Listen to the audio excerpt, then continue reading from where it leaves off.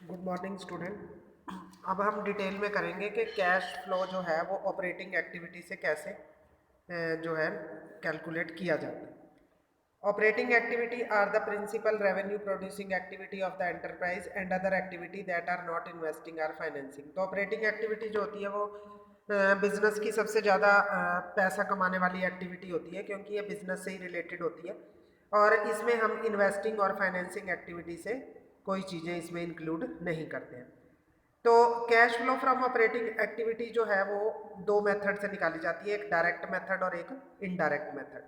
Direct method जो है वो हमारे सिलेबस में नहीं है, इसलिए हम इसको डिस्कस नहीं करेंगे। तो इनडायरेक्ट मेथड के द्वारा ऑपरेटिंग एक्टिविटी कैसे निकाली जाती है, ये थोड़ा काफ़ी लंबा प्रोसेस है, तो इसमें से कुछ टॉपिक आज करवाते हैं cash flow from operating activity में। तो under indirect method, cash flow from operating activity is calculated from the statement of profit and loss and balance sheet as follows. पहला स्टेप क्या है? Determine net profit before tax and extraordinary income. सबसे पहले हमने net profit निकालना है जो tax से पहले और एक्स्ट्रा ऑर्डिनरी इनकम से भी पहले होगा। It is the starting point for calculating cash flow from operating activity and is calculated as follows. तो ये सबसे पहले स्टार्टिंग पॉइंट है जब हम ऑपरेटिंग एक्टिविटी निकालते हैं, तो सबसे पहले हम यही लिखते हैं, net profit before tax and extraordinary income. तो अब इसके दो तरीके हैं। पहला क्या है? If starting from profit as per the statement of profit and loss. तो अगर हम स्टार्ट कर रहे हैं उस प्रॉफिट से जो statement of profit and loss में दिया गया है। Statement of profit and loss is a statement that show profit earned or loss incurred by the company during the year. It is prepared as per Part 2 of Schedule 3 of Company Act 2013, and therefore it will not have item of appropriation such as transfer to reserve, payment of dividend, since these are not debited to statement of profit and loss. तो ये जो profit है ये part 2 schedule 3 company act 2013 के अंतर्गत profit से लिया जाता है। इसमें ना तो हमने कोई डिविडेंड, ना कोई रिजर्व, इस तरह की चीज़ें इसमें हमने इंक्लूड नहीं करनी है, क्योंकि ये प्रॉफिट एंड लॉस के डेबिट में नहीं शामिल होती है। They will not be adjusted in net profit as per statement of profit and loss. तो कैसे हमने इसको कैलकुलेट करना है, ये नीचे दे रखा है। Net profit before tax and extraordinary income के लिए क्या करेंगे? Profit after tax as per statement of profit and loss, जो प्रॉफिट दिया हुआ है वो लेंगे, ऐड करेंगे इसमें provision for income tax made during the year. Extraordinary item debited as expenses to statement of profit and loss, और less कर देंगे refund of income tax credited as income to statement of profit and loss. कोई refund हुआ है tax का, वो क्या कर देंगे, इसमें से माइनस कर देंगे। Extraordinary item credited as income to statement of profit and loss, ये क्रेडिट कर देंगे। लेस कर देंगे अगर कोई क्रेडिट हुई है एक्स्ट्रा ऑर्डिनरी आइटम, अगर कोई डेबिट हुए हैं एक्सपेंसेस एक्स्ट्रा ऑर्डिनरी तो वो ऐड कर देंगे। तो हमारे पास क्या आ जाएगा? Total net profit before tax and extraordinary item. अब बी पार्ट क्या है इसमें कि if starting point is surplus that is balance in statement of profit and loss, कि अगर जो स्टार्टिंग पॉइंट है वो balance statement of profit and loss से लिया गया है, सरप्लस से लिया गया है। Balance of statement of profit and loss is a part of reserve and surplus and is accumulated profit after which appropriation toward reserve and dividend are made. Transfer to reserve and payment of dividend is an appropriation of profit. Therefore, these are shown as deduction from surplus. तो इनको हम deduction from surplus के रूप में दिखाएंगे। Balance in statement of profit and loss, net profit before tax and extraordinary income कैसे calculate होगा ये नीचे बता रखा है। Difference between closing and opening balance of surplus, इसमें हमने डिफरेंस लेना है क्लोजिंग और ओपनिंग बैलेंस का। That is balance in statement of profit and loss under reserve and surplus. Reserve और सरप्लस के अंतर्गत जो भी प्रॉफिट एंड लॉस का बैलेंस आएगा ओपनिंग और क्लोजिंग का, वो डिफरेंस ले लेना है। ऐड क्या करना है इसमें? Dividend final or proposed paid during the year, interim dividend paid during the year, transfer to reserve DRR या जनरल रिजर्व का, provision for tax made during the year, extraordinary item debited as expenses to statement of profit and loss, ये सब add कर लेंगे। Less करेंगे refund of income tax credited as income to statement of profit and loss, और extraordinary item credited as income to statement of profit and loss. ये सारी चीज़ें less कर देंगे तो जो टोटल आएगा वो आएगा net profit before tax and extraordinary item. Reasons for adding or deducting above item, क्या कारण है कि हम इनको ऐड या डिडक्ट करते हैं। तो पहले दे रखा है इसमें dividend paid, interim dividend, it is declared by the board and paid with in 7 days it being declared. It is added to determine net profit before tax and extraordinary item because it is an item of financing activity and payment thereof is shown as outflow of cash under financing activity. तो जो dividend paid है इसमें interim dividend जो हमने declare किया है वो हमें 7 दिन के अंतर्गत पे करना होता है, तो ये फाइनेंसिंग एक्टिविटी है। और जो पेमेंट है फाइनेंसिंग एक्टिविटी में इसे आउटफ्लो माना जाता है। Treatment of interim dividend to calculate cash flow from operating activity, अगर ऑपरेटिंग एक्टिविटी की आप ट्रीटमेंट कर रहे हो तो उसमें कैसे करना है, हमने add to the current year profit, interim dividend को करंट ईयर के प्रॉफिट में ऐड करना है। Show as cash used outflow in financing activity, तो दो जगह इसकी ट्रीटमेंट होगी, एक तो हम करंट ईयर के प्रॉफिट में ऐड करेंगे ऑपरेटिंग एक्टिविटी में, और फाइनेंसिंग एक्टिविटी में हम कैश आउटफ्लो के रूप में इसका लेस करेंगे।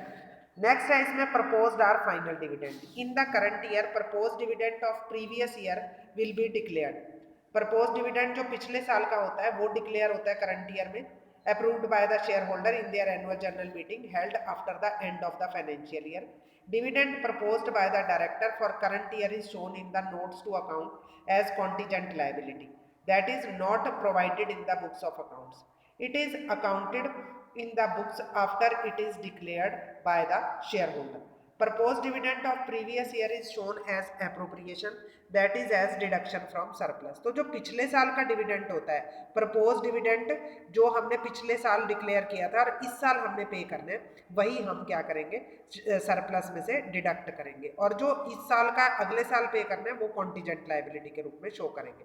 Balance in statement of profit and loss, the amount is added to determine net profit before tax and extraordinary item because it is an outflow of cash to be shown under financing activity। तो financing activity में हम इसे क्या करेंगे, outflow of cash में दिखाएंगे। तो ये जो एक बॉक्स में बना हुआ है अकाउंटिंग ऑफ प्रपोज्ड डिविडेंड, इसे भी ध्यान से समझेंगे। Accounting treatment of proposed dividend in cash flow statement, पहला क्या होगा, proposed dividend of previous year is added to the determine net profit before tax and extraordinary item under cash flow from operating activity. Operating activity में proposed dividend जो पिछले साल का है उसे क्या करेंगे, ऐड करेंगे। Proposed dividend of previous year is shown as outflow of cash assuming that the shareholder have approved the proposed dividend as was recommended. No effect is given to proposed dividend for the current year as it is not accounted in the books of account। कि अगर books खाते में किताबों में नहीं चढ़ा हुआ तो इसका प्रपोज डिविडेंड का कोई प्रभाव नहीं पड़ेगा। When such dividend is declared in the AGM annual general meeting, following entry is passed: surplus, that is balance of statement of profit and loss account debit to dividend payable. Thereafter declared dividend is paid, net dividend paid, that is proposed and approved dividend less dividend still payable is shown as cash used in financing activity।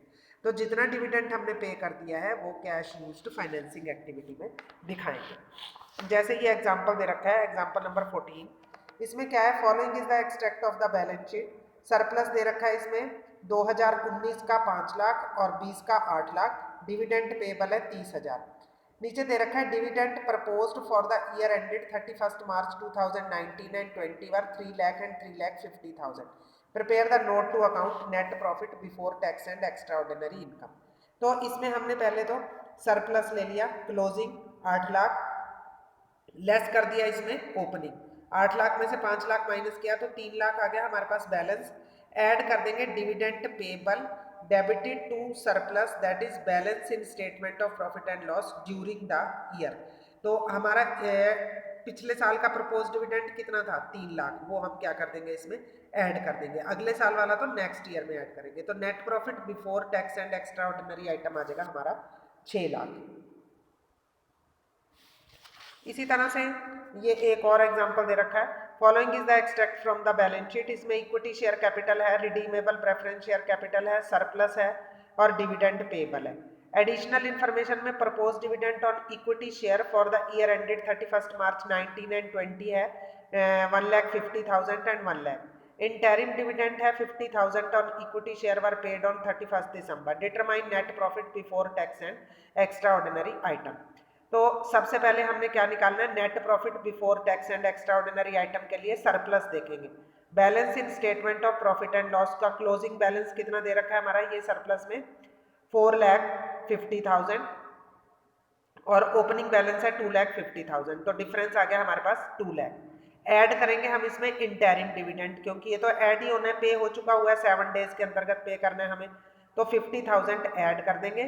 फिर आ जाएगा हमारे पास dividend on preference share for the year ended 31 March 2019, 31 March 2019 का dividend on preference share. Preference share का dividend है हमारे पास 50,000। ये कैसे निकालेंगे, 5 लाख का 10% कर देंगे। 5 लाख शेयर है ना हमारे पास प्रेफरेंस, तो 10% दे रखा है, 5 लाख का 10% आ जाएगा 50,000। और जो नीचे एडिशनल इन्फॉर्मेशन में दे रखा है dividend payable during the year propose dividend 1,50,000 2019 का, ये सब ऐड कर देंगे। ये आ जाएगा हमारे पास 2.5 लाख, 2 लाख में 2.5 लाख ऐड कर देंगे तो हमारे पास आ जाएगा 4.5 lakh net profit before tax and extraordinary income.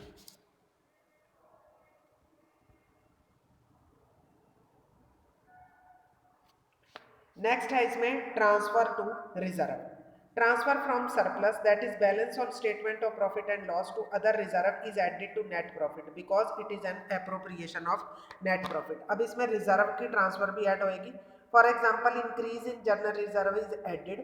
अब पिछले साल और इस साल के दोनों के रिजर्व में अंतर निकालेंगे, अगर तो इंक्रीज होगा तो वो जनरल रिजर्व में क्या हो जाएगा, ऐड हो जाएगा। For the year to determine net profit before tax and extraordinary item because it is an appropriated out of surplus.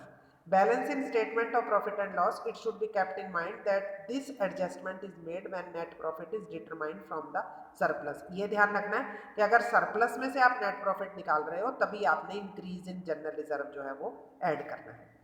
आगे है provision for tax. It is N estimation of tax liability for current year. Provision for tax like provision for expenses is added to net profit because it is not a payment of tax. जो provision for expenses होगा वो हमने क्या करना है, इसमें add कर देना है। There is no outflow of cash. अब इसमें बॉक्स में दे रखा है treatment of provision for tax of previous year. Tax paid is deducted from cash generated from operating activity to determine cash flow from operating activity. In case opening and closing balance of provision for tax are given, अगर provision for tax के opening और closing दोनों balance दे रखे हैं तो provision for tax of current year is added to determine net profit. ये ध्यान रखना है, current year का जो tax का balance होगा वो हमने add करना है before tax and extraordinary item, and provision for tax of previous year is deducted taking it as paid in current year। और जो हमारे पास प्रीवियस ईयर का होगा वो हमने क्या कर देना है, माइनस कर देना है। In case tax provided during the year is given, provision for tax account should be prepared to determine tax paid during the year. और अगर मान लो कि क्वेश्चन में टैक्स प्रोवाइडेड दे रखा है तो आपको प्रोविजन फॉर टैक्स अकाउंट बनाना पड़ेगा ताकि आपको पता चल जाए कि इस साल का कितना टैक्स बन रहा है। जैसे ये एग्जाम्पल नंबर 17 है, इसमें क्या दे रखा है, सरप्लस दे रखा है, balance statement opening closing, transfer to debenture redemption reserve, propose dividend है, इंटरिम डिविडेंड है, provision for tax during the current year और इनकम टैक्स पेड है। तो इसको हम कैसे सॉल्व करेंगे, इसमें सबसे पहले net profit as surplus difference निकाल लिया हमने 6,72,000 और 2 लाख का 4,72,000 आ गया। ऐड कर देंगे इसमें transfer to debenture redemption reserve 2 lakh add कर देंगे, डिविडेंड पेड जो है 1,80,000, उसके बाद इंटरिम डिविडेंड पेड है 1,44,000, provision for tax made during the current year 2 lakh. ये ऐड कर देंगे तो net profit before tax and extraordinary item जो है वो आ जाएगा। नेक्स्ट है tax on income and refund of tax. Income tax paid is shown as an operating activity. However, if the tax paid is related to finance or investing activity, it is shown as financing or investing activity. For example, if a piece of land is sold and the company gain income tax on gain is identified by with investing activity and thereafter it's shown under investing activity. Similarly, a company pay dividend tax when dividend is paid. The income tax so paid is identified with financing activity and thereafter shown under financing activity. वो कहता है कि अगर किसी भी activity से related कोई भी टैक्स पे किया जाता है तो वो उसी एक्टिविटी में ही आएगा। एक्स्ट्रा ऑर्डिनरी इनकम नेक्स्ट है। Extraordinary item shown and expenses in the statement of profit and loss are added to net profit. Extraordinary item जो होती हैं वो ऐड की जाती है expenses, but toward the end it is deducted to compute cash flow from operating activity if it related to operating activity. In case it does not relate to operating but to either investing or financing, it is deducting from that activity. तो वो कहता है कि अगर वो investing और financing से related है तो वो ऐड नहीं की जाएगी, वो माइनस कर दी जाएगी। जैसे ये एग्जांपल नंबर 18 दे रखा है, calculate net profit before tax and extraordinary item from the following balance sheet. इसमें equity and liability, share holder fund दे रखे हैं, share capital reserve, non current liability है, करंट लाइबिलिटी दे रखी है, टोटल दे रखा है 2019 और 20 का। तो इसको कैसे सॉल्व करना है हमने, सबसे पहले हम असेट्स देखेंगे, non current assets, fixed assets, non current investment और करंट असेट्स, और ये टोटल नोट टू अकाउंट भी दे रखा है इसमें ये सारा कुछ। सॉल्यूशन कैसे करना है हमने, calculation of net profit before tax, closing और ओपनिंग का सरप्लस का पहले हमने डिफरेंस निकालना है। कहाँ दे रखा है सरप्लस, ये नोट टू अकाउंट में सरप्लस दे रखा है आपका 1,10,000 और 1,70,000, इन दोनों का डिफरेंस आ जाएगा हमारे पास 60,000। अब इसमें ये हमारा क्या है, सरप्लस से है तो हम इसमें जनरल रिजर्व की इंक्रीज ऐड करेंगे। ट्रांसफर टू जनरल रिजर्व 2,10,000 और 2,75,000 का अंतर 65,000 आ जाएगा। वर्कमैन कंपनसेशन रिजर्व का डिफरेंस 50,000, ये ऐड हो जाएगा। डिविडेंड पेड जो है 80,000 रुपये, ये ऐड होएगा। उसके बाद provision for tax current year, provision for tax current year का है 1.5 लाख, ये ऐड हो जाएगा। तो ये आ जाएगा हमारे पास 4,05,000 रुपये। तो इस तरह से हम ये निकाल लेंगे net profit before tax and extraordinary item.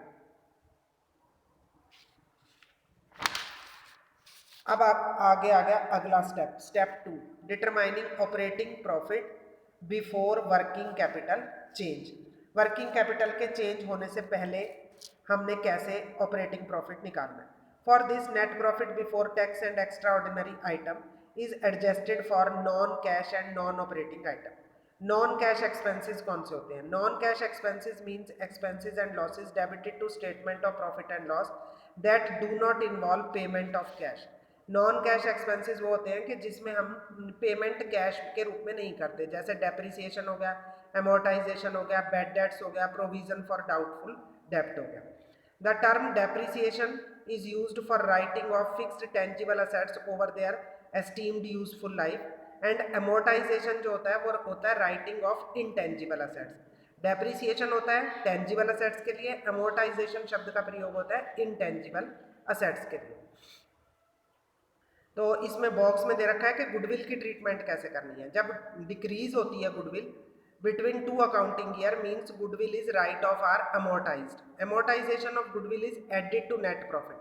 तो अगर गुडविल कम हो रही है तो वो हमने ऐड करनी है नेट प्रॉफिट में एंड एक्स्ट्रा ऑर्डिनरी आइटम में while calculating cash flow from operating activity. और जब गुडविल हमारी इंक्रीज होएगी, increase in value of goodwill means amount paid for the purchase of goodwill, increase in value of goodwill is an investing activity. तो इसे हमने investing activity में लेंगे। अब है non cash income. Non cash income means income and gain credited to statement of profit and loss that do not involve receipt of cash, जो cash की प्राप्ति नहीं होती इसमें। कौन कौन से एग्जांपल हो सकते हैं, जैसे राइटिंग ऑफ ए लाइबिलिटी, डेब्ट, return of excess, provision, return back आदि। तो non cash item are deducted from net profit before tax and extraordinary item because these do not result in receipt of cash, क्योंकि इससे cash हमें प्राप्त नहीं हुआ। Non operating expenses and losses. Non-operating expenses and losses are those expenses and losses which are debited to P&L but are not incurred on operating activity of the enterprise. Example of non-operating expenses and losses कौन से होते हैं, interest on long term borrowing, ये हमारे दिन प्रतिदिन के business से रिलेटेड नहीं होते। Discount, loss of issue of share, write off goodwill or patent or copyright, amortisation आदि। तो non operating expenses and losses जो हैं वो ऐड होते हैं net profit before tax and extraordinary item में, because these are shown either under investing activity or financing activity. इसी तरह से non operating income and gain, non operating income and gain are those income and gain that are not earned from the operating activity by the enterprise. Example हैं profit on sale of fixed assets and investment, interest on rent or dividend received. ये सारी non operating item होती हैं, ये net profit before tax and extraordinary item में से क्या हो जाएंगी, डिडक्ट हो जाएंगी, because these are shown either under investing or financing activity. अब इसमें क्या है, treatment of interest and dividend.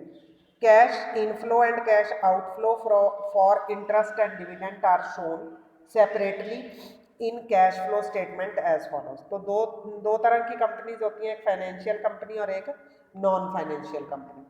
तो हमारी जो नॉन फाइनेंशियल कंपनी है उसमें क्या होगा, cash flow for dividend and interest paid, that is cash outflow is shown as cash flow from financing activity.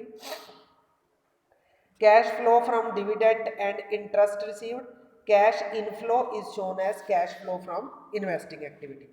अगर नॉन फाइनेंशियल कंपनी है तो डिविडेंड और इंटरेस्ट अगर पे हुआ है तो वो कहाँ शो होगा, फाइनेंसिंग एक्टिविटी में। और इसी तरह से डिविडेंड और इंटरेस्ट रिसीव हुआ है तो वो कहाँ शो होगा, इन्वेस्टिंग एक्टिविटी में। अगर फाइनेंशियल कंपनी है तो cash flow for dividend paid and cash outflow is shown as cash flow from financing activity. तो ये फाइनेंसिंग एक्टिविटी का कैश फ्लो माना जाएगा। और cash flow from dividend and interest received, that is cash inflow is shown as cash flow from operating activity. तो ये जो हमारी फाइनेंशियल कंपनीज होंगी उसमें क्या होगा कि cash flow from dividend and interest received क्या माना जाएगा, ऑपरेटिंग एक्टिविटी का कैश इनफ्लो माना जाएगा। और cash flow for interest paid, that is cash outflow is shown as operating activity.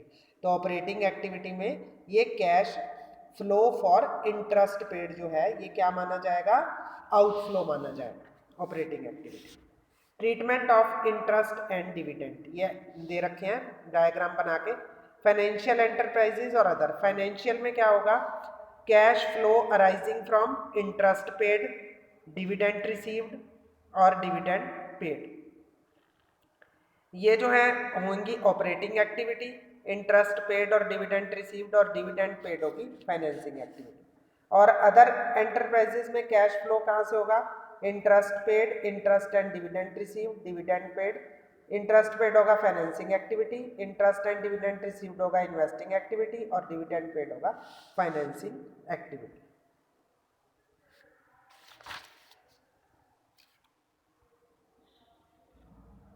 ये एक क्वेश्चन दे रखा है, क्वेश्चन नंबर 21 है, from the following information calculate operating profit before working capital change. इसमें net profit before tax and extraordinary income 2,23,500 दे रखा है।